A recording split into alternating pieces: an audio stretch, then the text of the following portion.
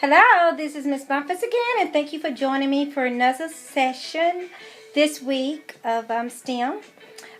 We have a couple things we're going to talk about. I'm really excited about this session because the last session I had a balloon pop in my face when I was trying to demonstrate sound and the speed of sound and how it affects how that sound traveled the medium. But first things first, let's talk about COVID-19. COVID-19 is still one of those pandemics that's still it's in effect, and we're still out of school, and we're still going through these changes and wondering what the next day is going to bring. All I can continue to say, as I say in every session, is take care of yourself. Take good care of yourself, your family. Take your vitamins. Eat healthy. Drink fresh water. If you live in city limits and your water isn't the best, get some fresh water from somewhere.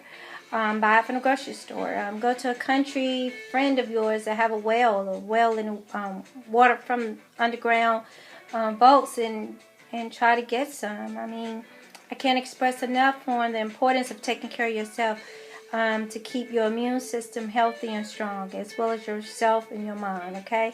Look out for family members and just try to make this and make everything worthwhile, living the best you know how, doing the right things, okay?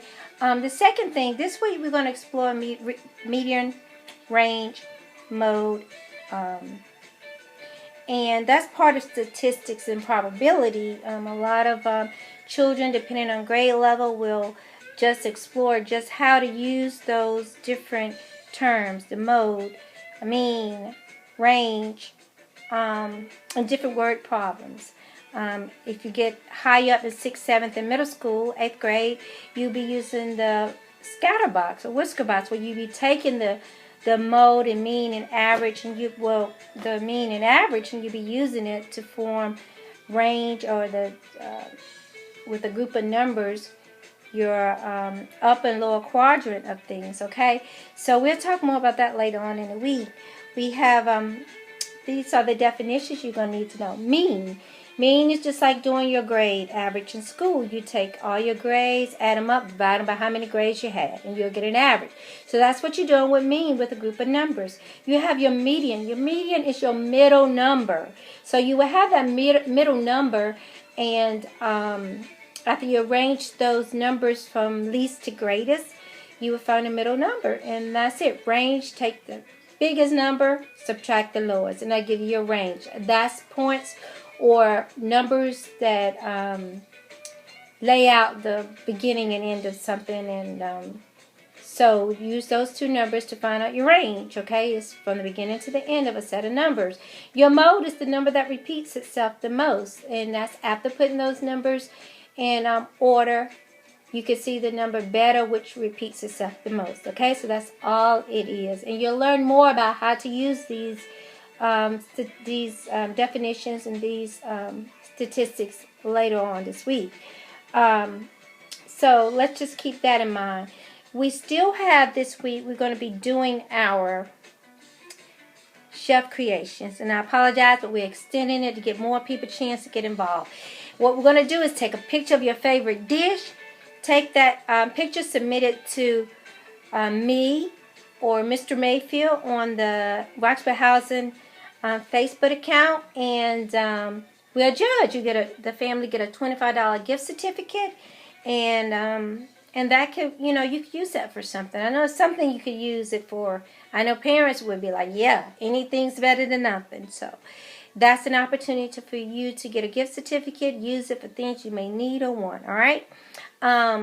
The third thing, another thing that I want to talk about is we have, I have online, hopefully it should be posted, Mrs. Gibbs Library. And you can go in that library, you can get books to read, and those books ranges from pre-K, all the way through 12th grade.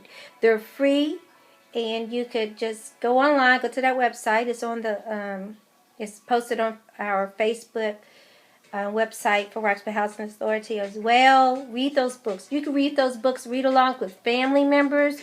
Talk about those books. Think about those comprehensive questions. What's the main idea? What's the setting? Where did this take place? Who's the characters? What's the main characters? What type of stories is this? Is this fiction, nonfiction, poetry? Is it a play or drama? Is this story written to entertain you, inform you about important information, or persuade you to change your mind, or just describe something? So keep in mind, that is the author's purpose. You want to make an inference. What could happen next in the story? What's the main idea? What are some of the supportive details about this main idea? No context clues. You need to know. If you see a word you don't know, read around that word, the sense that it's used in and around that word, so that you get an idea of what that word means. Okay, and that's very, very important. Okay, so try to utilize those comprehension questions skills to move you up cognitively to higher thinking, so that you can be a better reader and be able to understand what you're reading and know what's important when you're reading. Okay, now let's talk about that sound, and that sound that balloon made when it burst on me in our last session. Okay, that was a pop. Okay, so we're going to talk about what happens when you blow a balloon up. Now this is a balloon. And you see how it kind of expands. I'm expanding this with the air from my lungs, okay? So all of this is air pressure going into this balloon that's causing it to expand. Ooh, that one feels kind of tight. Don't want it to bust in my face again. But that's what happened with this balloon. So we have a balloon here, trying to tie it up, that's full of air and air pressure. So what you see in here is this air balloon is filled with high pressure from my lungs, air particles, okay? When it's pop, the air pressure is released from the balloon. And then as those little air particles are kind of all compiled up in here, kind of looks like this, okay?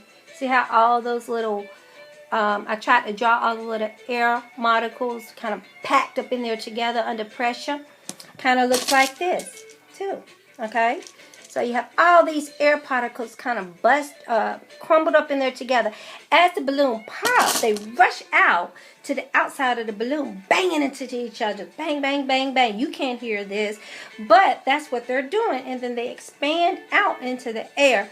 And when it does this, it's called high pressure waves. It's sound waves. They travel to your ear, to your inner ear, to that eardrum, and it kind of shakes or vibrates in that eardrum, sending a message to your brain that registers sound. Pop! Okay? So it's traveling through waves, and that's how it's received by the ear. Okay? So when that balloon, though, has those air particles inside, the sound waves kind of looks like this. So they kind of have all these little atoms like this, and that's the pattern it makes, okay?